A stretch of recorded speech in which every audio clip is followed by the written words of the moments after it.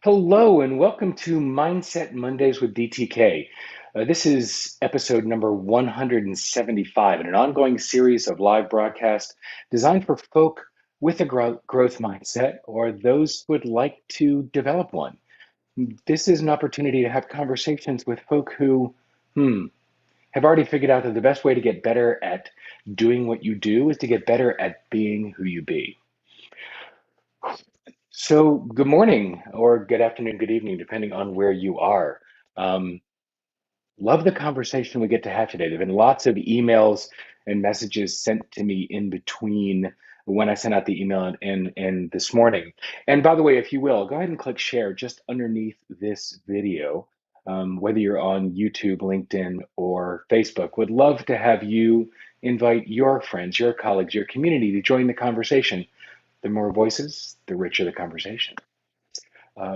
The wow, playground today is going back. Um, what I want to play with today is the idea of cultural architecture, right? Um, I have the belief that there are four currencies and only four currencies that matter: time, effort, energy, and attention.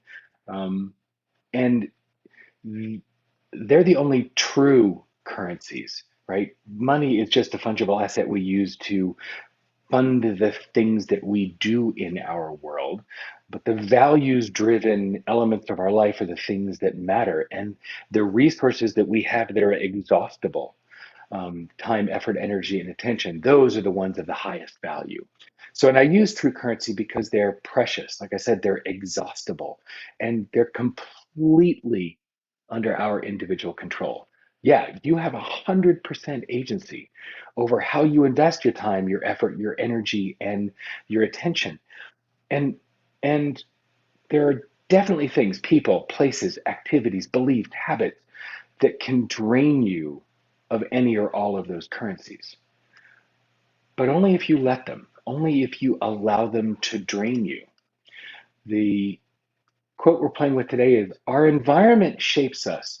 Choose wisely your surroundings and the people in it. Our environment shapes us. Choose wisely your surroundings and the people in it.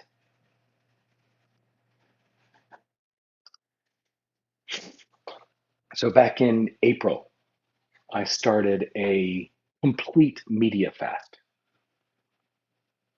I stopped watching, I stopped listening to, I stopped reading the news.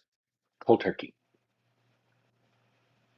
Now I figure, from a practical sense, that if there's something going on in the world that I need to know about, I have folks around me who will tell me. And a few of the things that have happened over the last several months, absolutely.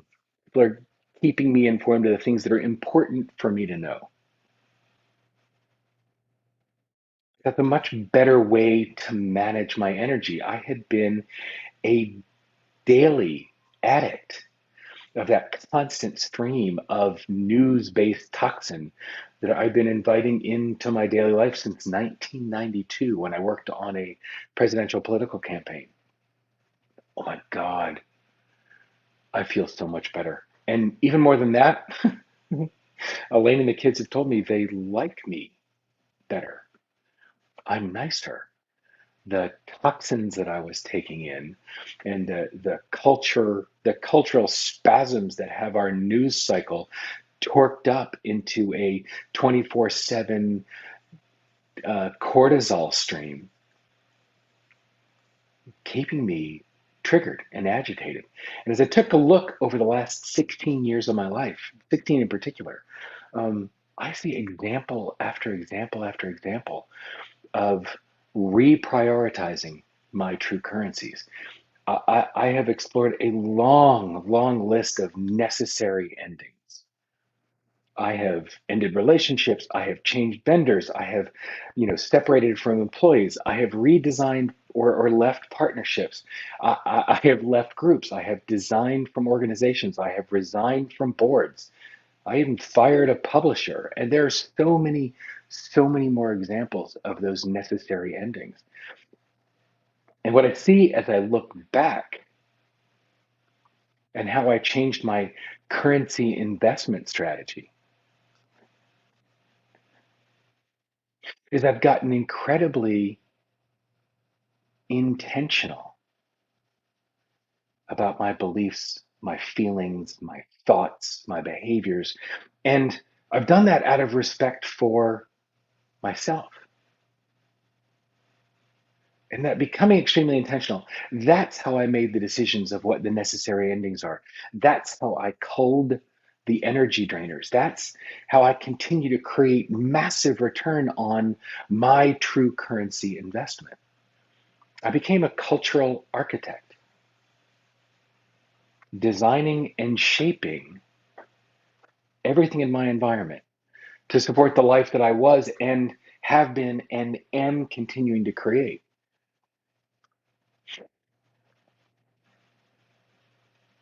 And I can't see who the Facebook user is, but it says they've said I've been doing something similar, not a complete fast, but 90% reduced. It works amazingly well. That's the opportunity to get very, very clear. And so that's the question to play with is what are you architecting? How are you architecting your environment to support the life you're creating? Or just make it easy. How are you architecting your environment? Because again, our environment shapes us. Choose wisely your surroundings and the people in it, particularly the people in it. So I'm curious, how are you architecting your environment? What are you doing to be intentional about the things that are in your world that feed you, that drain you, that support you? I just had the opportunity to evaluate whether I wanted to or sign up again for another year of a mastermind that I'm part of. And for me, part of that journey was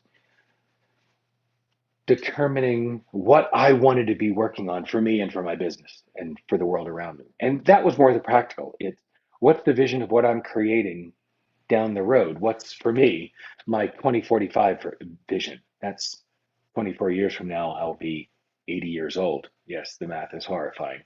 And what is it that I want my mission to be as I move from here to there? So, as I'm working on crafting my 2045 mission,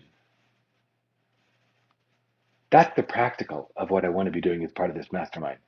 There was never a question of the environment and what it brought. The community that's there, choosing wisely my surroundings and the people in it. Those are people that, for me, it's choosing wisely to keep myself surrounded by. I'm surrounded by people that, intimidate and inspire me all at once, and that are doing things in the world that light me up. And the energy of being around them raises me up. So being very intentional, choosing wisely my surroundings and the people in it, the community aspect of it wasn't a question. The taking the pause, setting the time aside to do the work, to begin to craft the vision of what it was that I wanted to create, that was the important piece.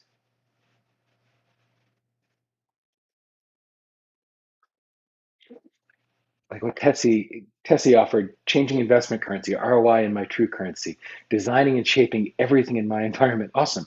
The opportunity to create and prioritize intentionally. It's interesting. There's a conversation about values my wife and I have had for years. Our values don't change throughout our life.